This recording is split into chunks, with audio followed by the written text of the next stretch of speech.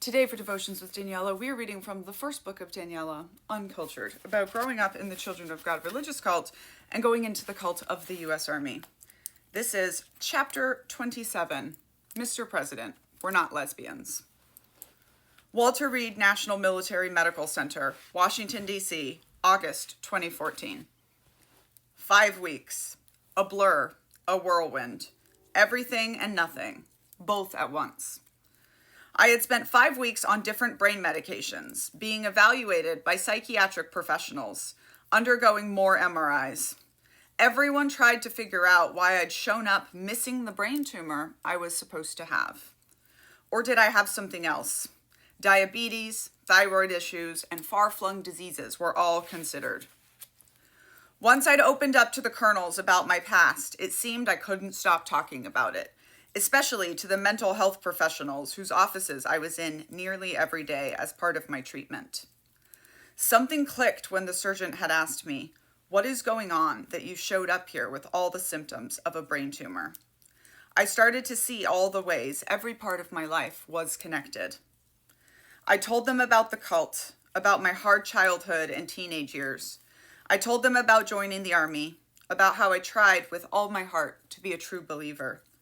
I told them about my assault from my first deployment, but it was too late to do anything.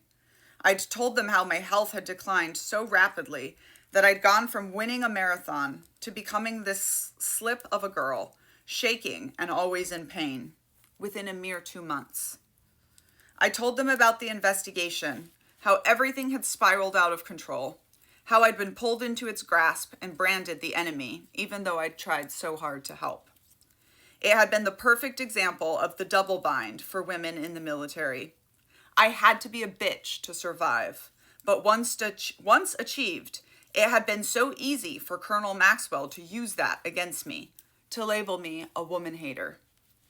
I told them why I couldn't accept the letter of reprimand, saying I'd contributed to a toxic environment for women, that there was no way that I could take one for the team, that I wasn't the bad apple, that the problem went much deeper, down to the roots.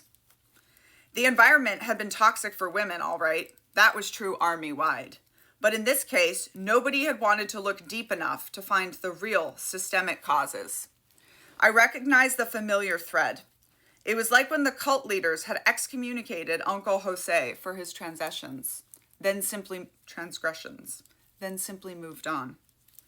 The Army's values, our leaders, and the regulations like General Order 1 were supposed to protect us, but they put women at greater risk every minute of every day we were deployed. They wanted problems solved quickly, with tidy solutions. They wanted the case to be neatly put away. They wanted the fault not to be the Army's. Someone had to take the fall, and they'd chosen me. My future was in limbo. My paperwork to leave the Army had been canceled the second I'd been medically evacuated. Seriously ill or injured soldiers cannot leave the Army at will. We are their military assets, and once we are broken, just like our helicopters and all the other machinery of war, we must either be repaired or damaged out, medically retired, to get us off the books. I was stuck at the mercy of the medical process, enlisted against my will until the leaders above me decided I was healthy enough to make my own decisions again. My paperwork had been destroyed, my application to leave the Army, but also the letter of reprimand against me, which would stay behind in Bagram. A week after I got to Walter Reed, they checked me into an ICU where they ran 24 hours worth of medications into me through an IV, trying to break the migraine that had lasted for nearly 60 days and caused swelling in my brain.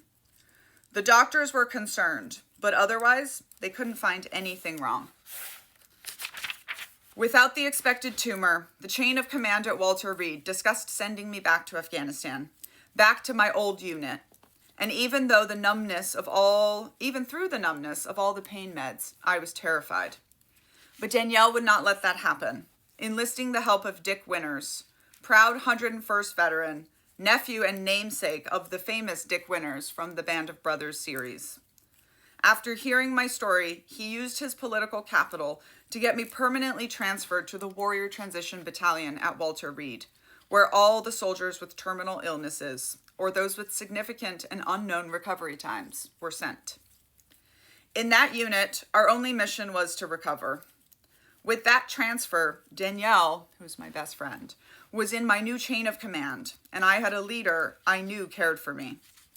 But back in my old chain of command in Afghanistan, Colonel Maxwell was taking revenge against my Lieutenant Mafia, against anyone who had supported me or tried to speak on behalf of my character. This was the leader who privately told me he didn't believe I'd done anything wrong, then fired me after I'd been public about my own abuse. As I recovered at Walter Reed, the staff told me they couldn't remember a time another brigade commander hadn't called to check on one of their own who'd been evacuated from combat.